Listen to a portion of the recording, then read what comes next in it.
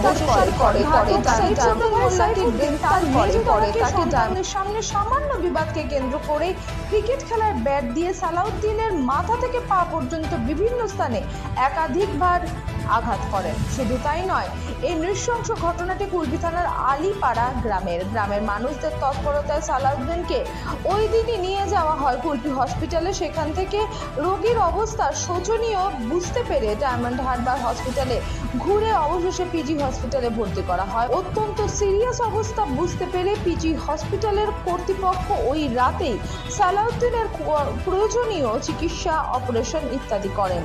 তবুও তাকে বাঁচানো যায়নি।